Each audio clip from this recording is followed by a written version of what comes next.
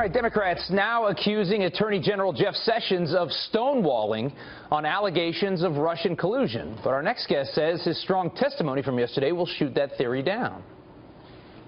The suggestion that I participated in any collusion, that I was aware of any collusion with the Russian government to hurt this country, which I have served with honor for 35 years, or to undermine the integrity of our democratic process is an appalling and detestable lie.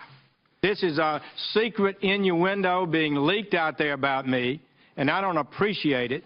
And I've tried to give my best and truthful answers to any committee I've appeared before. All right, here to talk about what he thinks about this, U.S. Government Affairs, Public Policy, and Constitutional Attorney Chris Gober. Hey, Chris, thanks for coming on this morning. So, good morning. Good morning. It looks like the Democrats are going to try and cherry pick what they want to hear from this testimony. They don't want to hear sound bites like that. They don't want to push that. They want to talk about what questions the Attorney General didn't answer, right? Right. I mean, there was nothing earth-shattering that came out of yesterday's hearing. But overall, this was a net loss for Democrats because it's the American people, and not just red-blooded Trump supporters, are catching on to the fact that the Democrats keep moving the goalpost.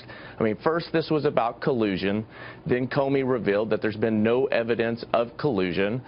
So then they alleged obstruction of justice with the same presumptuous indignation.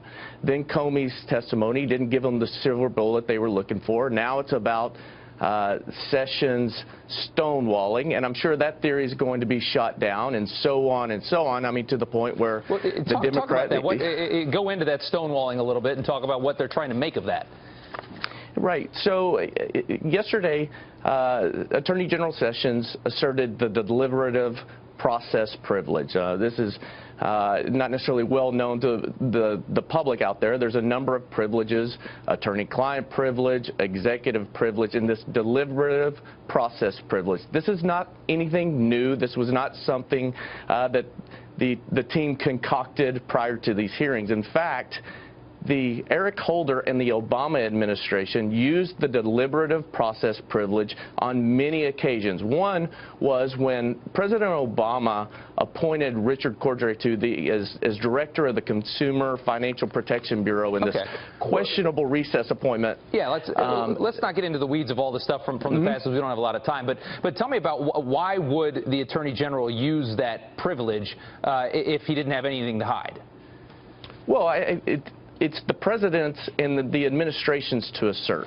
The bottom line is, you saw this kind of back and forth about, well, has the president asserted it yet? Well, you should be able to speak. The bottom line is, it's not, if I'm an attorney right now and you ask me a question to reveal my attorney-client privilege or some kind of privilege, I have to give my client the opportunity to assert that privilege. And if they wanted Jeff Sessions to respond to everything right there on the spot, perhaps they should have given all the questions in advance. Yeah, I can certainly understand that. All right, let's talk about, let's assume for a second that there is no collusion, that Attorney General Sessions, who was very, very bold and very, very defiant in saying that this is just a detestable lie.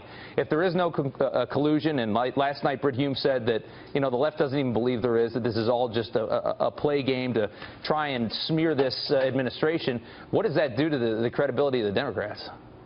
Well, they're starting to lose credibility more and more. It's becoming more important that apparent that this is all about obstruction and diversion in order to keep Donald Trump and the Republicans from pursuing their agenda. Mueller is obviously going to conduct their investigation on the side, and that needs to be carried out and done so to where the American people trust that it was done fully. But at the end of the day, what we're seeing is, is the American people are going to want Congress to stop focusing on these hearings and get back to the business that the American people elected Donald Trump and the Republicans to carry out, and that's repealing Obamacare, tax reform, et cetera. Get something going here and get some progress going. Chris, thanks so much for coming on this morning. We do appreciate it.